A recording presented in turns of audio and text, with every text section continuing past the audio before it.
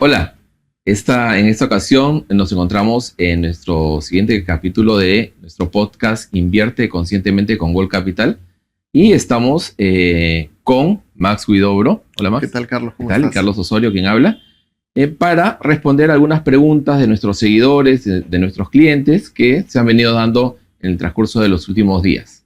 Así es que sobre un tema particular, ¿no?, que es el tema de protección patrimonial y seguros, ¿no? Y un poco empezamos, Max, ¿qué te parece? Si vemos en principio por qué es importante tomar un seguro. ¿Por qué una persona de a pie tendría que tomar un seguro? Ok. Creo que lo más importante ahí es primero pensar en un tema de planificación financiera. Si hablamos de planificación en general, la mayoría de gente cuando ya comienza a tener excedentes, cuando ya comienza a ir construyendo su patrimonio, claro, lo que vas haciendo es, vas invirtiendo en diferentes cosas, vas comprando activos que te puedan generar renta y todo eso. Pero esto es como cuando construyes un edificio. Cuando vas a construir, lo primero que haces es cavas un hoyo muy profundo, donde van a ir los cimientos sobre el cual se va a sostener todo ese edificio. Si tú construyeras un edificio al ras del piso hacia arriba, en el primer temblor se desarma todo. Lo mismo pasa con tus finanzas personales. Es decir, tú necesitas tener estrategias que te permitan construir tranquilo. Vamos a poner algunos ejemplos, digamos, no tan antiguos, bastante recientes. Si nos acordamos de la pandemia, por ejemplo, mucha gente no tenía seguro de salud. O de repente tenía un seguro de salud en una clínica específica. Pero el gran problema que había en las clínicas en ese momento es que no habían camas. De repente yo tenía mi seguro en la clínica Ricardo Palma. Voy a la Ricardo Palma porque me dio COVID y no habían camas. Y me tenía que ir a la clínica Delgado o a la clínica San Felipe o a cualquier otra clínica donde no tenía un seguro. Me quedé internado, me pasaron a UCI. Cuando salí de ahí, la cuenta salió por $500,000. ¿Cuál es el tema ahí? Que de repente tengo los recursos. O sea, si no los tengo, quebré. Pero si los tengo, de repente voy a tener que liquidar patrimonio. O sea, voy a tener que destruir mi patrimonio para poder cumplir con esa obligación.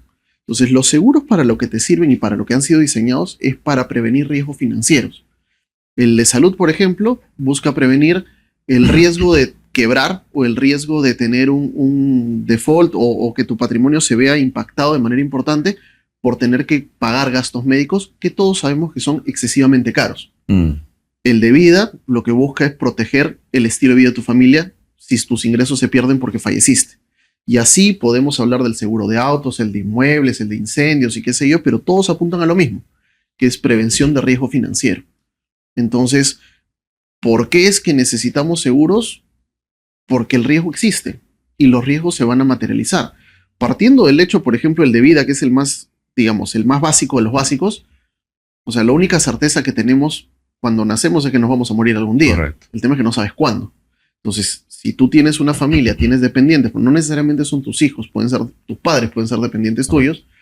Si tus ingresos mañana se cortan porque ya no estás vivo, ¿cómo queda esa familia que dependía de ti? Entonces, es básico que una persona dentro de ese proceso de crecimiento vaya siempre viendo cuáles son los riesgos más importantes y establecer estrategias para poder cubrirlos de manera que si ese riesgo se convierte en un problema, no te genere pues una quiebra financiera o un impacto financiero muy alto. Por eso es que son tan importantes, ¿no? O sea, sí es una recomendación que le hacemos a todos nuestros clientes, que está muy bien invertir y está muy bien hacer crecer el patrimonio, pero siempre es importante construir esa base a partir de productos de protección patrimonial. Claro, y ahí decanta perfectamente ese concepto justamente de protección patrimonial, ¿no? Exactamente. Que no son solo los seguros, ¿no? Por ejemplo, vamos a hablar de seguros, podemos hablar de un fondo de emergencia, podemos hablar de por ejemplo, un fideicomiso.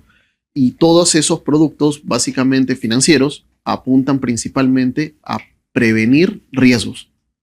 Esa es un poco la idea, ¿no? Buenísimo. Muchas gracias, Max. Y en este camino encontramos seguros a la palma de la mano, ¿no? Desde el celular, principalmente los nacionales, pero también seguros internacionales, ¿no? O sea, digamos, la oferta es muy amplia. De hecho, en Perú tienes pocas compañías de seguros si nos comparamos contra otros mercados. Correcto. Tienes dos compañías muy grandes, muy sólidas, que son, bueno, ampliamente conocidas.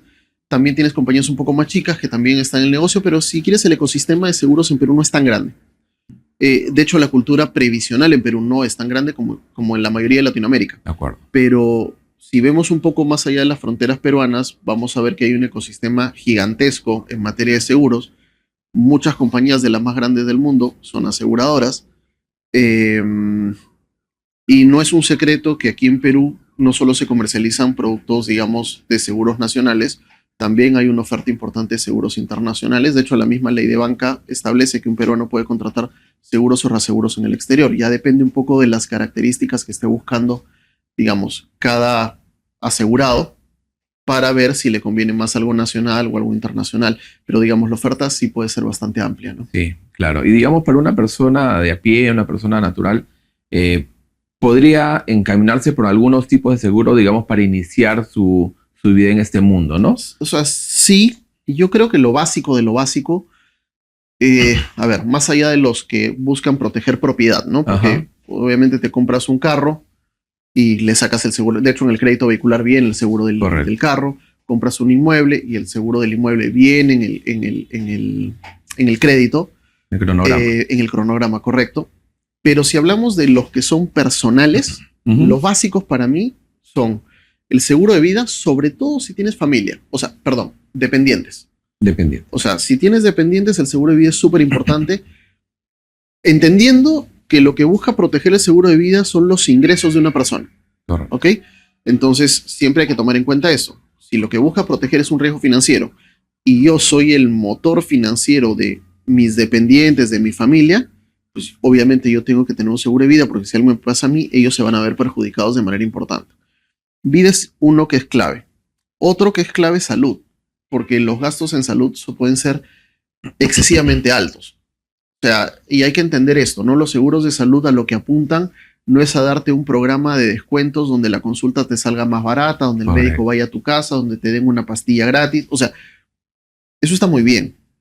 Pero el corazón de un seguro de salud es que el día que te pase un accidente grave o una enfermedad grave y la cuenta pueda irse por encima de 100.000, 200.000, medio millón o 1 millón, que sea justamente quien cubra esos gastos médicos, la aseguradora y no tú, tu patrimonio o tu familia. Entonces, vida, salud y uno que normalmente nadie le pone mucha atención, pero es bien importante, es el de incapacidad. Porque el gran problema de la incapacidad es que, claro, si tú te mueres, o sea, finalmente ya te has muerto, ya no están tus ingresos, ya está. Pero cuando tienes un caso de incapacidad, no te has muerto.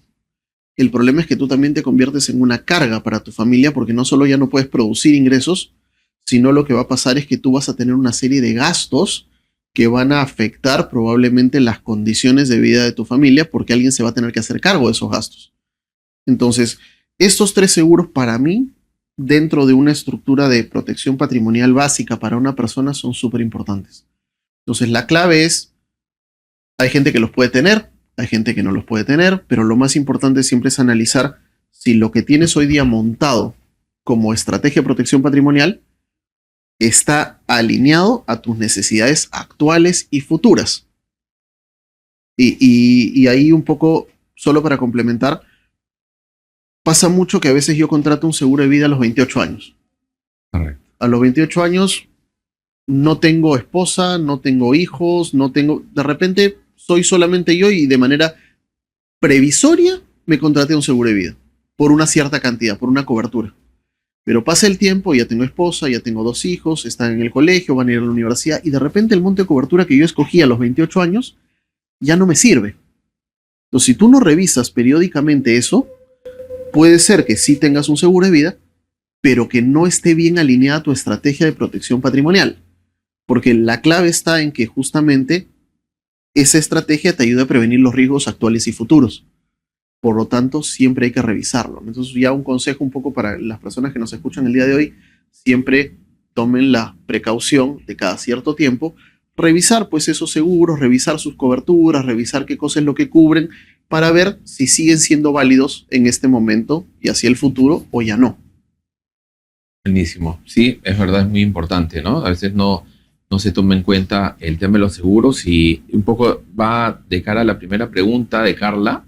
Ok. Que nos habla acerca de la cultura de prevención en el Perú, ¿no? Y bueno, lo que yo he podido un poco notar con los amigos, los cercanos, inclusive con nuestros clientes, es que se preocupan mucho de invertir, ¿no?, en propiedades, en bonos, en diferentes herramientas de inversión, pero todo eso no lo tienen protegido. Entonces viene alguna situación inesperada, nadie espera tener una enfermedad difícil de manejar o un accidente, qué sé yo, o simplemente irse de este mundo, ¿no? Y entonces vienen los problemas. Pero a pesar de eso, digamos, todavía nuestro país está un poco en pañales en este tema, ¿no?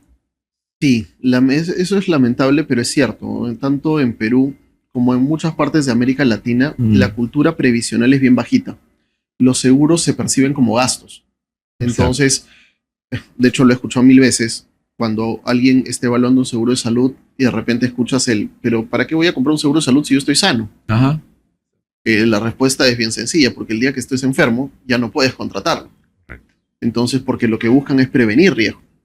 Y lamentablemente también nos ha pasado y nos hemos encontrado con casos de personas que nos han buscado para ver si es que podían contratar un seguro de salud porque les habían detectado cáncer. Entonces ya no se puede, pues, o sea, si lo tomaras, porque finalmente una compañía aseguradora no va a asegurar asegura un riesgo, no un problema. Entonces, si ya lo tienes, no lo puede asegurar. Entonces, porque al final de cuentas eso iría obviamente contra el negocio de una compañía de seguros. Entonces, los seguros juegan con la probabilidad de que algo suceda o no. Entonces, lamentablemente pasan muchas de esas cosas. En el COVID lo vimos. O sea, compatriotas se fueron como 200,000. Sí. Y gran parte de esa mayoría de clientes, o sea, te estoy hablando de más de un 80%, no tenían un seguro de vida privado. Muchos tenían de repente un vida ley, que eso es obligatorio y te lo da la empresa, o tenías el seguro de la AFP, o de repente tenías el seguro de gravamen de algún crédito que tenías. Pero esos tres que te acabo de mencionar son obligatorios. Entonces no los contratas voluntariamente. Y felizmente eran obligatorios, porque probablemente si no hubieran sido obligatorios, ni eso hubieran tenido. Entonces es un tema, si quieres, que va muy ligado al tema de educación financiera. Va muy ligado a que la gente sea consciente de que los riesgos existen, de que pueden suceder, y que todo eso que estás construyendo con mucho esfuerzo puede terminar destruido por una situación de este tipo. Y por eso es tan importante entender que el seguro, final de cuentas, lejos de ser un gasto, puede terminar siendo una inversión que protege todo lo que con tanto esfuerzo estás construyendo, ¿no? Correcto. Y dentro de este tema de la protección, hay un tema que siempre sale a flote, que es el seguro de desgravamen, ¿no? Y entonces acá Julián nos pregunta si es suficiente contar con un seguro de vida para utilizarlo como un seguro de desgravamen. Ya, mira, ahí hay diferentes posturas, ¿ok? Es más, la ley está cambiando de cara al próximo año respecto al tema del seguro de desgravamen. Pero hablando un poco de cómo estaba establecida, de ahí les cuento un poco el tema de los cambios. Pero normalmente cuando tú sacabas un crédito en Perú, no importa qué tipo de crédito sea, tarjeta de crédito, hipotecario, vehicular, préstamo personal, lo que sea, venía con un seguro de desgravamen obligatorio. Normalmente, si estamos hablando de un grupo financiero, estamos hablando de Grupo Crédito, por ejemplo, el seguro te lo daba Pacífico, porque, digamos, eran empresas relacionadas. Correcto. Obviamente, por un tema, digamos, legal, no es que te puedan obligar a tomar el seguro de Pacífico, con lo cual tú podías tener la posibilidad de decirle al banco, ok, yo tengo que cumplir con el seguro de desgravamen, pues si no, no me das el crédito. Entonces, lo que voy a hacer es voy a traerte, yo tengo ya un seguro de vida de otra compañía, RIMAC, la que sea. Y yo lo que podía hacer es traer este seguro y endosarlo. Entonces, ¿qué significa endosar? Significa que si yo tengo un crédito de 100,000 y tengo un seguro de 150,000, al endosarlo, yo lo que le estoy diciendo a mi compañía de seguros es, mira, si yo me muero, lo que vas a hacer es vas a tomar la cobertura de mi póliza y primero le vas a pagar al banco para cancelar el saldo de la deuda y lo que queda se lo das a mi familia. Eso es lo que estoy haciendo cuando endoso. Yo tengo una posición bien firme respecto a endosar seguros. O sea, para mí lo que no está bien es endosar mi seguro de vida. O sea, si yo saco un seguro de vida para endosárselo, un seguro adicional para endosárselo al banco para poder reducir costos o para tener un esquema de recuperación, porque hay pólizas que te permiten recuperar el capital después de cierta cantidad de tiempo, o sea, las primas, perdón, después de cierta cantidad de tiempo, está bien. Pero ¿qué pasa cuando yo tengo un seguro de vida que es con el que contraté para proteger a mi familia? Y de repente es de $120,000 y mi crédito es por 100,000. Y por mala suerte me muero a los 3 días, al mes, al año. Lo que va a pasar es que, cierto, mi seguro va a pagar la propiedad y a mi familia le van a dar $20,000. Correcto. ¿Qué hace mi familia con $20,000? Entonces, el problema principal es ese. Entonces, no puedes quedarte desprotegido por pagar una deuda, porque lo más probable que suceda es que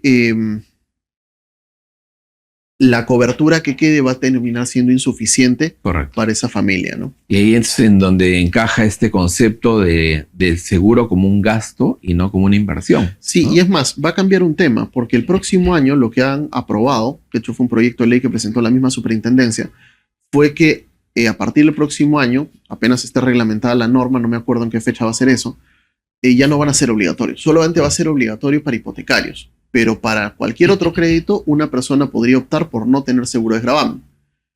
¿Y cuál es el problema con eso? Que en Perú las deudas se heredan. Entonces, si yo, por ejemplo, para mi crédito vehicular, del monto que sea, no le quise sacar seguro de gravamen para ahorrarme 50 soles al mes o 100 soles al mes y me muero, toda esa deuda va a pasar a mis hijos. Claro. Entonces hay que tener mucho cuidado con eso también, ¿no? Claro, ese es el concepto de los deudos, justamente, ¿no? Exactamente, por eso se llaman así. Así es. Bueno, vamos por otra pregunta más. ¿Qué te parece? Mira, acá Amelia nos dice, ¿cuál es el mejor momento para contratar un seguro de vida? El mejor momento, ayer. El segundo mejor momento, hoy. Porque tú no sabes qué va a pasar. Correcto.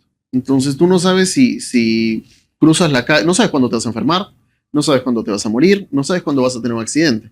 Por lo tanto, mientras ya estés protegido, es mejor. Entonces, si no lo tienes, el mejor momento para comenzar a evaluar es este. Claro, y no dejarlo pasar, digamos. No, ya de acá, el otro año... Hemos tenido casos bien tristes de gente que decidió esperar un año y en ese proceso de espera le detectaron una enfermedad importante. Claro. Y lamentablemente ya no había nada que hacer. Pues. Claro, ya no está... ya tiene se le genera un problema, ¿no? Bueno, hay algunos casos, lo hemos vivido, ¿no? Casos de COVID, casos de cáncer, ¿no? En donde, claro, a veces algunas de ellas son enfermedades silenciosas. Mira, ahora que mencionas cáncer, y esto es algo que es bien interesante, porque hay mucha gente que compra los seguros, por ejemplo, y esto solamente es para graficar cómo a veces hay aristas que uno no ve. Y a veces es importante tener un asesor que te ayude a ver si realmente estás bien protegido o no. Pasa, por ejemplo, de hecho hay una compañía muy conocida que vende seguros oncológicos. De hecho, mucha gente tiene este tipo de seguros y están muy bien. O sea, finalmente es un tema que hay que tratar de prevenir. El cáncer es una enfermedad muy cara, etcétera, etcétera. Pero hay algo que mucha gente se olvida, es que de repente me detectan cáncer y yo entro en un proceso de quimio. Y a veces los procesos de quimio son tan agresivos que no puedo trabajar. Entonces, ¿qué pasa si no puedo trabajar? ¿De qué vivo? Entonces, no me he muerto, por lo tanto el seguro de vida no se va a activar. O el seguro de salud ya me está atendiendo, es el seguro oncológico. Pero ¿y de dónde genero ingresos? Y ahí es donde muchas veces entran algún otro tipo de seguros, por ejemplo, que tienen que ver más con una incapacidad para poder trabajar. Correcto. Entonces, por eso es que es tan importante cuando uno quiere armar una estrategia de protección patrimonial, sentarse con un asesor y comenzar a mirar todas estas aristas. ¿Qué pasa si tú, por ejemplo, tienes historial de cáncer en tu familia? Correcto. Entonces, si tú tienes historial de cáncer en tu familia y sabes que ojalá no pase, pero si pasa, tienes que tratar de cubrir todas las aristas que se te podrían presentar o todos esos riesgos de manera que si llegara a suceder, ojalá que no, financieramente no te afecte. Claro. Va por ahí, ¿no? Así es. Y además, digamos, si es que vamos también a un seguro tan específico como un seguro oncológico, también se corre un riesgo, ¿no? Que hayan enfermedades colaterales que no están dentro del proceso y dentro de la protección del seguro oncológico, ¿no? Sí, o sea, pero que son producto de justamente asesoría. Ahí es bien importante asesorarse porque, claro, ¿qué cosa es lo que quieres cubrir? ¿Quieres cubrir solamente cáncer? Ok, hay muchas secuelas alrededor. Correcto. Entonces, si tú tienes un seguro de salud o de repente algo específico para cáncer, de repente puedes terminar cubriendo todas las aristas. Correcto. Si no, tienes que saber que estás asumiendo un riesgo. Así es. Efectivamente. Vamos con la siguiente pregunta de Lorena. Lorena nos dice que ella tiene activos, ¿no? Es decir, tiene inmuebles, tiene inversiones, también tiene un negocio, pero ella no entiende por qué debería tener un seguro de vida. No, tiene que ver un poco con lo que acabamos de comentar, ¿no? O sea, puedes tener un negocio, puedes tener, digamos, ok, imagínate esto. Es una persona que tiene un negocio, tiene su trabajo, tiene de repente algunas propiedades, tiene algunos fondos de inversión. Y todo eso está muy bien. Pero, por ejemplo, imagínate que tiene todos estos activos. Vamos a pensar que tiene familia, vamos a pensar que tiene 2 hijos. Esta persona de repente ha sido el motor de la construcción de todo este patrimonio. ¿Qué pasa si esa persona fallece? Lo primero que pasa es que sus ingresos se cortan. Correcto. Lo segundo que va a pasar es que esos niños que están ahí van a seguir teniendo gastos y van a tener que seguir teniendo necesitar un lugar donde vivir, van a seguir necesitando alimentarse, van a seguir necesitando ropa, van a seguir necesitando educación, etc. Todo eso se paga con dinero, no se paga con terrenos. Lo que tú menos quieres es estresar a tu familia en un momento que de por sí ya es estresante, como es la pérdida de un ser querido. Correcto. Entonces, lo más importante en ese momento es que las personas lo que van a necesitar es liquidez. Si yo tengo todos mis activos, por ejemplo, en bienes raíces, y de repente ya no está la persona que proveía los ingresos, ¿yo qué es lo que voy a tener que hacer para poder generar liquidez? Voy a tener que liquidar esos activos. Entonces, esos terrenos que se compraron, esas casas que se compraron, y aparte, si las necesito liquidar rápido, ¿qué tengo que hacer? Rematarlas. Entonces, el problema es, oye, ese activo que con tanto esfuerzo se compró, que la idea es que tus hijos lo puedan disfrutar en el futuro, o ese departamento, o ese proyecto que tú tenías en el sur para hacer un condominio, un fondo agrícola, o lo que sea, ahora tus hijos lo tienen que rematar para poder tener liquidez, para poder vivir. O sea, ¿para qué complicarle la vida a la familia? Porque está bien, ten los terrenos. O sea, ten los terrenos, ten tus inversiones, ten eso. Pero si hubieras tenido un seguro de vida, a esos chicos le hubieran caído $250,000 o $500,000 o $1,000,000 con el que hubieran podido estar tranquilos. Y si ellos finalmente decidían vender esos activos, no tienen que hacerlo apurados. Entonces, la idea va también por justamente no complicarle la vida a la gente que se quedó, ¿no? Claro. Tienes razón. Y para un seguro de vida hay que considerar algunos temas, ¿no? Como por ejemplo las exclusiones, ¿no? Dice Daniela, ¿no? ¿Cómo es esto de las exclusiones? La tasa de rendimiento, la cobertura. Hay varias cosas que son importantes entender dentro de un seguro de vida.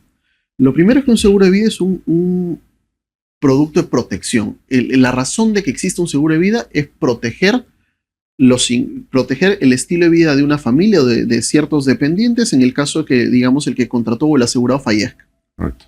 Ese es el corazón. Entonces, lo primero que uno tiene que saber es que cuando tú vas a mirar un seguro de vida y vas a elegir un seguro de vida, porque hay una oferta bastante amplia en el mercado, hay cosas que hay que tomar en cuenta y hay cosas que hay que conocer. Por eso es importante la asesoría, porque vas a tener que enfrentarte a términos que no son tan sencillos como la cobertura, la prima, las exclusiones. ¿Qué cosas son las exclusiones?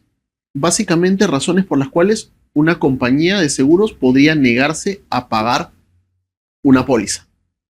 Entonces, ojo, esto no es sorpresa, esto no son letras chiquitas, de hecho la letra es bien grande, pero en la póliza que tú vas a contratar, se llama un condicionado, en el condicionado aparecen el listado de todas las razones por las cuales de repente esa póliza no se pagaría. De repente suicidio antes de 2 o 3 años, de repente si te mata tu beneficiario. Entonces hay una serie de razones por las cuales la compañía de seguros podría decir, oye, yo no voy a pagar si te has muerto por esa razón. Entonces, solamente te quiero llevar ahí una reflexión. Imagínate que una de las exclusiones sea deportes de alto riesgo. Y ahí te definen los deportes de alto riesgo. Imagínate que en esa póliza digan que un deporte de alto riesgo, voy a decir cualquier cosa, sea artes marciales. Y tú haces karate o haces taekwondo, o haces cualquier arte marcial por diversión. Pero en tu póliza dice que si tú te mueres practicando artes marciales, no te va a pagar. Entonces, obviamente, si dice eso y tú te gusta hacer eso y no quieres dejar de hacerlo, ¿será que ese seguro es el que más te conviene? Claro. Obviamente no. Primero Tendrías que condición. buscarte otra compañía que tenga otro condicionado distinto que finalmente no tenga esa exclusión. Correcto. Entonces, la tarea importante que tiene que hacer cualquier persona a la hora de contratar un seguro de cara a las exclusiones es leerlas y estar de acuerdo con ellos. Y si no estás de acuerdo, pues busca otra compañía de Buscar otra seguros. alternativa. Tal cual. Buenísimo. Luego Juan Pablo nos dice, ¿cómo calculo la cobertura de mi seguro? O sea, ¿cuánto es lo que tendría que coberturar? Ok. Eso depende. Hay mucho. varias formas de calcularlo. Hay varias formas de calcularlo, pero yo creo que si lo queremos simplificar un poquito, es primero, a ver, comencemos un poco lo que hablamos del desgravamen y esto. Ajá. Lo primero que tú tienes que ver es que ese monto que te van a pagar, lo primero que tienen que hacer es ir a pagar deudas.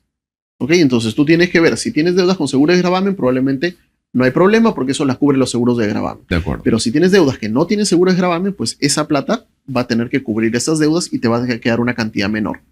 Esa es una. Después, lo que tú tienes que ver es esa plata que te queda, ¿qué vas a hacer con esa plata? Porque la idea de la plata que te quede es que reemplace los ingresos de la persona que ya se fue. Ya.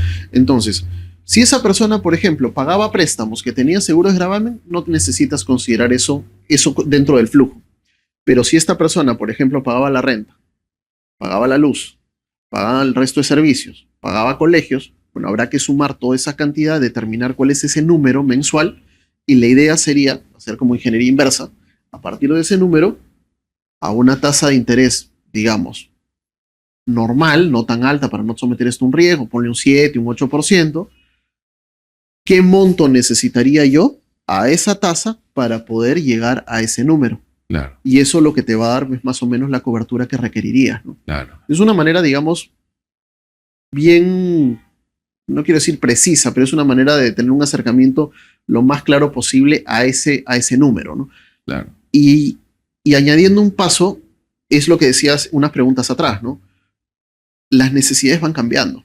Es distinto, por ejemplo, cuando tú tienes hijos en edad escolar o en edad, si quieres, universitaria, donde probablemente vas a necesitar una cobertura más alta, a momentos donde, por ejemplo, no tienes hijos y lo que estás haciendo es cubrir a tus padres, o de repente cuando tus hijos ya están grandes y ya viven solos y ya viven por su cuenta, con lo cual no necesitas protegerlos.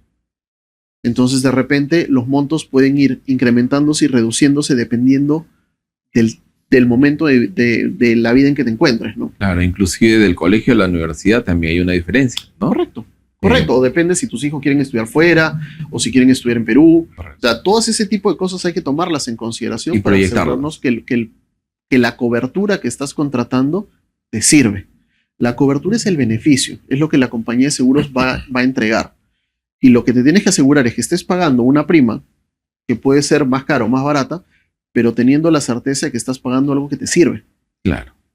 O sea, en Perú pasó mucho que se vendían pólizas de seguros, ponte, de $100,000, casi como un commodity. Todo el mundo tenía pólizas de $100,000. Pero si tú vives en Lima, perteneces a una clase media alta, una póliza de $100,000 no te sirve para nada. O sea, es muy poco dinero. Proyectándolo en Proyectándolo en el tiempo, Claro. correcto.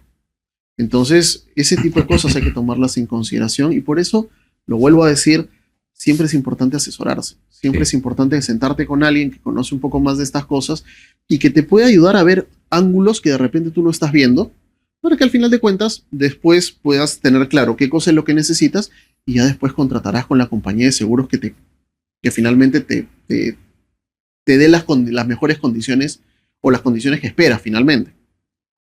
Y otra cosa que es importante cuando analizas eso es el coaseguro.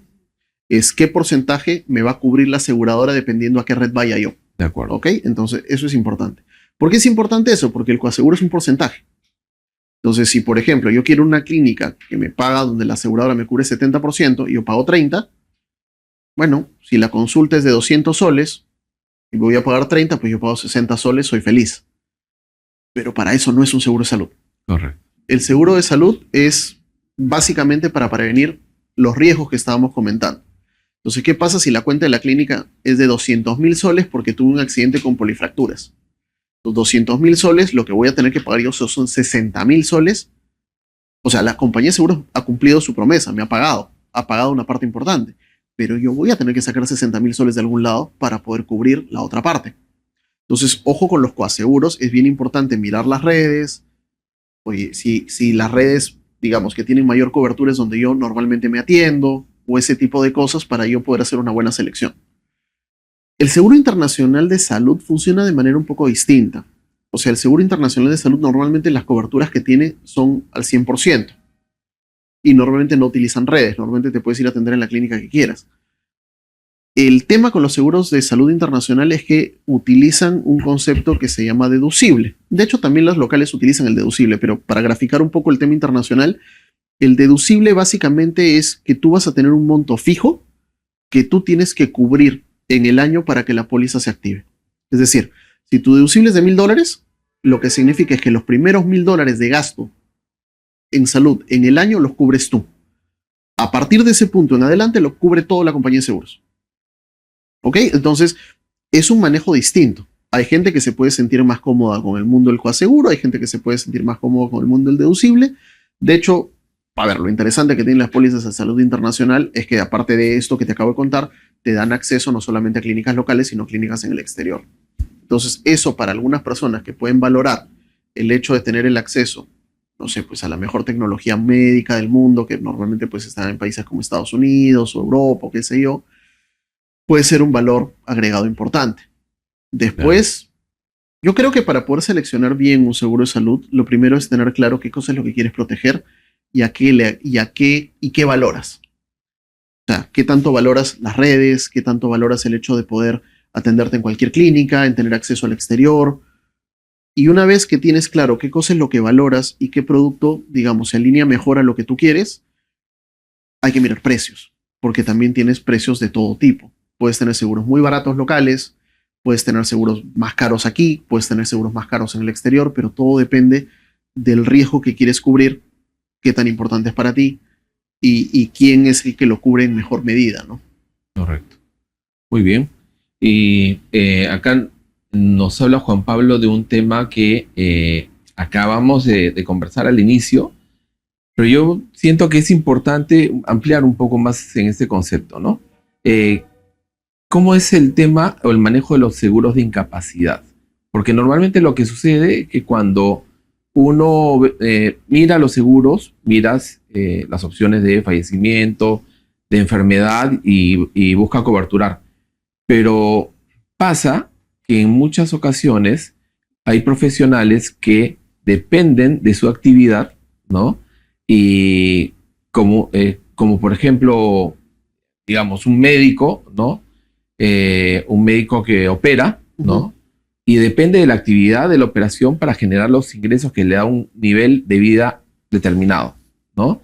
Entonces, claro, él dice, bueno, si es que me accidento, entonces, y digamos me accidento la mano jugando fulbito, ¿no? Lo que va a pasar es que voy a tener mi sueldo, ¿no? Pero probablemente ese sueldo no coberture el nivel de vida que él está manejando. Sí, sé a qué vas. Lo que pasa es que acá hay dos cosas. Cuando hablamos de seguros de incapacidad, el seguro de incapacidad que se conoce en Perú es el de incapacidad total y permanente. De acuerdo. ¿Ok? Lo que se conoce como el ITP. Ajá. El seguro de incapacidad total y permanente, como su nombre lo dice, es que has quedado incapacitado forever. ¿Ok? O sea, has quedado incapacitado y eso significa, por ejemplo, que hayas perdido la vista, que hayas perdido de repente un brazo, una pierna, que estés cuadrapléjico, etcétera, etcétera, etcétera. Pero es a ese nivel la incapacidad. Entonces simplemente he quedado cuadrapléjico, perdí control prácticamente todo mi cuerpo, con lo cual simplemente no puedo ejercer ningún tipo de trabajo. Entonces eso es un seguro de incapacidad, el más extremo, y de hecho puedes encontrar varias compañías acá que lo ofrecen. De hecho, inclusive muchas veces te lo dan como un anexo a un seguro de vida.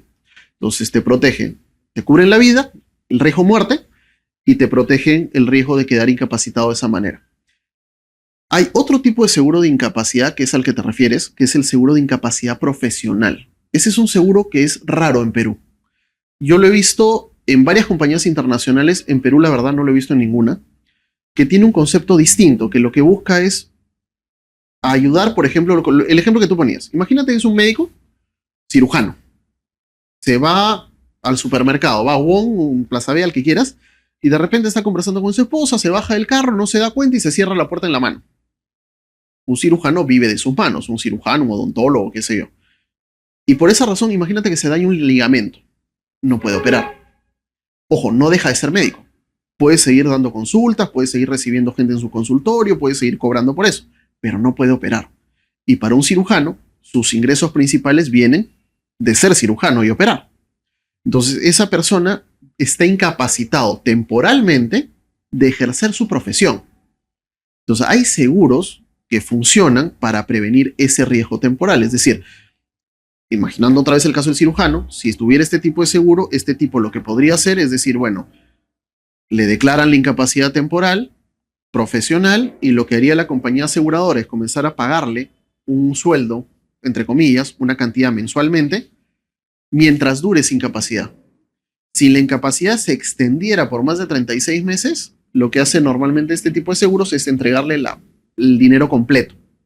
Pero durante 36 meses podrían cubrirlo hasta que él se pueda recuperar. Entonces ya no estamos hablando de una incapacidad total, estamos hablando de una incapacidad básicamente de ejercer tu profesión.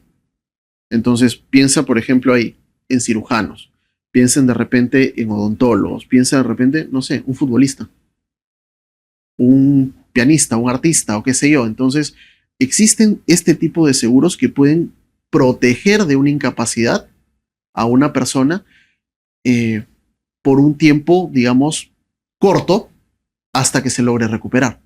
Y si no se logra recuperar, recibe una cantidad de dinero más importante. De hecho, el ejemplo que les daba hace un rato respecto al tema del cáncer y que no puedo trabajar, existen seguros de incapacidad que se activan con el diagnóstico de una enfermedad grave. Es decir, me detectaron cáncer, tengo mi seguro oncológico, me voy a atender con mi seguro oncológico. Pero si yo tengo este seguro, al primer diagnóstico, yo puedo ir con mi diagnóstico al asegurador y decirle, mira lo que me han detectado, tengo cáncer. Y la compañía lo que hace es, me indemniza con una cierta cantidad de dinero en vida para que yo pueda solventar mis gastos o pueda reemplazar mis ingresos mientras que llevo mi tratamiento oncológico. Eso también es un seguro de incapacidad, pero de otro tipo. Ok. Entonces, es un mundo bien interesante el tema de seguros y encuentras diferentes productos. El único tema es que en Perú todavía no se han desarrollado tanto este tipo de productos, pero sí los puedes encontrar en el exterior, ¿no? Claro. Y bueno, para eso siempre están los asesores, ¿no? Total. Así es. Ahora, digamos, es bueno tener un asesor que te brinde varias alternativas o que te brinde una sola. ¿Cómo lo ves tú? Lo que pasa es que para mí lo más importante es que, a ver, siempre el cliente, el asegurado o el inversionista está al medio. Y cada persona tiene necesidades distintas porque tienen realidades distintas. Entonces, lo importante siempre es, por lo menos es lo que hacemos siempre en Gold Capital, no tratar de ofrecer un producto o empujar un producto hacia el mercado en particular, sino de lo que se trata es primero de escuchar, entender quién es esa persona, qué es lo que quiere, cuál es su situación, cuáles son sus objetivos, y a partir de eso, con el conocimiento que tenemos a nivel de mercado, tanto en el mundo de inversiones como el de protección patrimonial, poder detectar cuáles son aquellas soluciones que pueden adaptarse mejor a esa persona, independientemente de cuál sea la empresa, el nombre, el producto. Eso es, digamos, es secundario. Lo más importante es darle una solución que le permita a esa persona estar tranquilo con que va a tener una estrategia que finalmente, si alguno de esos riesgos se materializa, va a poder dormir tranquilo él y sobre todo su familia, ¿no? Familia, ¿no? Muy bien, muchas gracias, Max. Ha sido una buena jornada de información, ¿no? Esperamos que también a nuestros seguidores hayan podido recibir con el mismo agrado la información y que les sirva también para tomar una buena decisión. No, gracias, Carlos, y gracias obviamente a todas las personas que nos siguen por nuestras redes sociales. Siempre es un gusto poder reunirnos y compartir información, siempre tratando de promover la educación financiera en nuestro país. Así que esténse atentos a nuestras redes sociales y nos vemos en el siguiente episodio de Invierte Conscientemente con Gold Capital.